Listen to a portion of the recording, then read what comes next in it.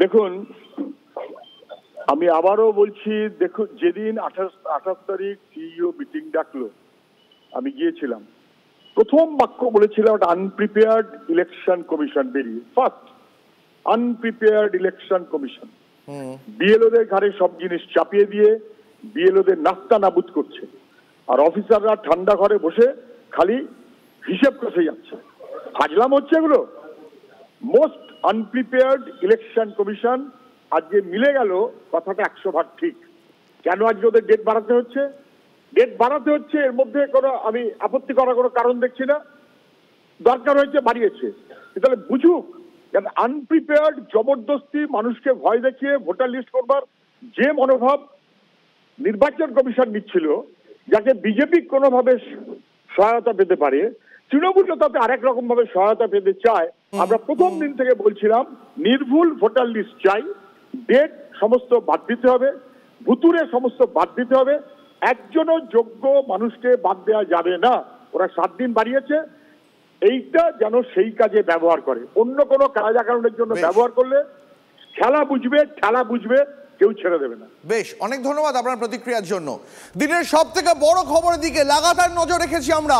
বাংলা সহ 9 রাজ্য এবং 3 কেন্দ্রশাসিত অঞ্চলে এসআইআর এর সময়সীমা বাড়লো আরো 7 দিন, যার ফলে এনুমারেশন ফর্ম জমা দেওয়ার জন্য আরো 7 দিন হাতে সময় পেলেন সাধারণ ভোটাররা। 4 ডিসেম্বরের বদলে 11 ডিসেম্বর পর্যন্ত এবার এনুমারেশন ফর্ম জমা দেওয়া যাবে। খসড়া ভোটার তালিকা প্রকাশের সময়সীমাও 7 দিন পিছিয়ে গেল।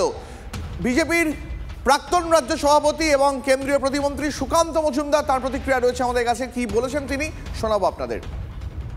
মমতা বন্দ্যোপাধ্যায় বলেছিলেন যে 2 বছর টাইম লাগে এসআইআর করতে, তো 2 বছর টাইম দেওয়া উচিত। আমরাও তো চাইছিলাম মমতা বন্দ্যোপাধ্যায়ের কথা মেনে 2 বছর করে দেওয়া হোক এবং রাষ্ট্রপতি শাসন জারি করে যতদিন পর্যন্ত মমতা বন্দ্যোপাধ্যায়ের টেনিওর আছে ততদিন পর্যন্ত উনি মুখ্যমন্ত্রী থাকতেন, আর ওনার টেনিওর শেষ হয়ে যাওয়ার পর রাষ্ট্রপতি শাসন জারি করে এসআইআর ভোট যা করানো হতো। আমরাও তো সেই দাবি করছিলাম, আমাদের তো কোনো অসুবিধা ছিল না।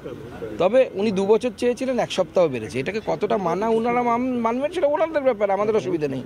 এভাবে আরও বাড়তে পারে সময়, ইসি ঠিক করবে, অসুবিধা নেই। পিসি ঠিক করবে না, পিসির বিদায় হবে। আবারও এসে গেল টিভি9 বাংলা ঘরের বায়োস্কোপ অ্যাওয়ার্ড। সেরা বাছাইয়ে শামিল আপনিও। বাংলা সিরিয়ালে আপনার পছন্দের সেরা পুরুষ পার্শ্ব চরিত্রকে ভরতকর পরশুরাম আজকের নায়ক, অভ্রজিৎ চক্রবর্তী চিরদিনই তুমি যে আমার, আর্য দাশগুপ্ত অনুপমার প্রেম, ইন্দ্রনীল মৌলিক, পুতুল টিটিভি। tv9bangla.com/ঘরের বায়োস্কোপ সাইটে গিয়ে ভোট দিন আপনার পছন্দের সেরা পুরুষ পার্শ্ব চরিত্রকে। টিভি9 বাংলা ঘরের বায়োস্কোপ অ্যাওয়ার্ডস আসছে টিভি9 বাংলায়।